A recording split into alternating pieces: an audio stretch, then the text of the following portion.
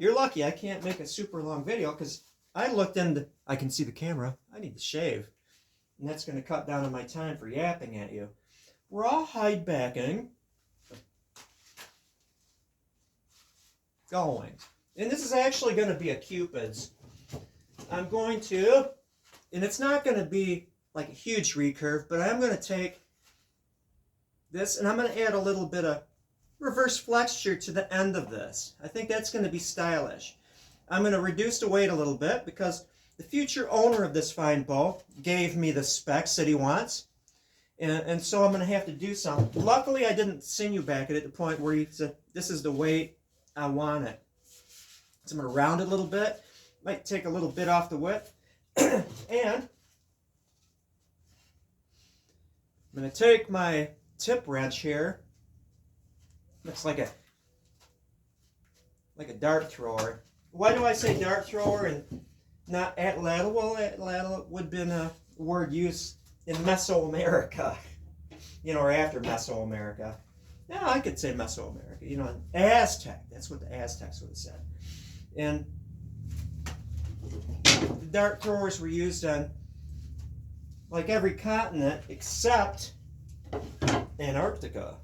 And everyone in every place had a name for that dart thrower. And I would tend to say atlatl is a good name for those things because it conveys what they are. But if you're making one that looks like a dart thrower that was used in Germany, they wouldn't have called it an atlatl. They would have called it like whatever they called it. But anyway, rawhide backing one of these things. I was using the AI Google thing, right? And I'm curious. Are there any examples of horse bows, or really any native bow, that just was wood with rawhide? And they knew how to sinew back, they knew how to use rawhide, glue rawhide in the form of snake skin over sinew on bows. So definitely, there was no mystery. You can take rawhide and glue it to the back of a bow. Rawhide apparently was glued to the back of horse bows over the sinew, because sinew is very, very effective. It's more effective for stuff than rawhide. But rawhide would have been a good moisture protectant, so that would have been an option. Are there any horse bows that just used rawhide? Probably. Not everything that was made exists now. Not everything that was made is documented. But in the world of I want to make a reproduction, you pretty much have to just stick with what you can see, what was documented. So maybe for fun, saying chances are this bow was made sometime in the past, but I don't have any proof of it. I might just rawhide back probably a red oak, to make it even more affordable horse bow for somebody. And you can say, well, they might have used red oak and they might have just rawhide backed it. So the probability that this is an accurate bow is pretty good, but it can't be proved, right? But are there any bows in existence in museums, in private collections that are just wooden rawhide backed?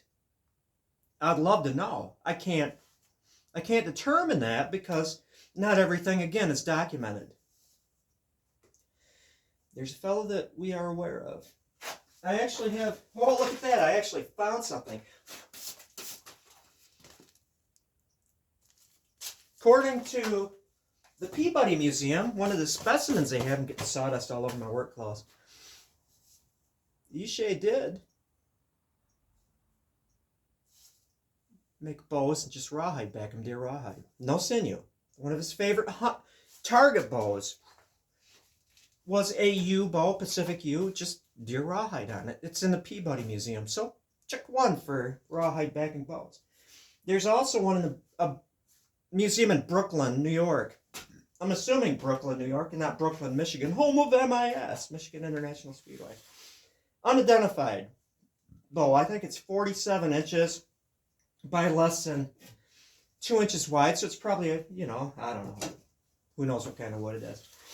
That is just, they say wooden rawhide. Maybe there's sinew under it. We don't know. but they say it's wooden rawhide. So that was part of native technology, rawhide backing boats.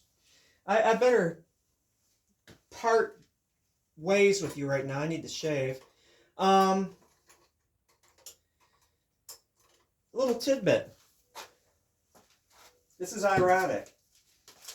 They don't know his name. In his tribe, you know, if a stranger was to walk up and ask what your name is, they wouldn't tell you.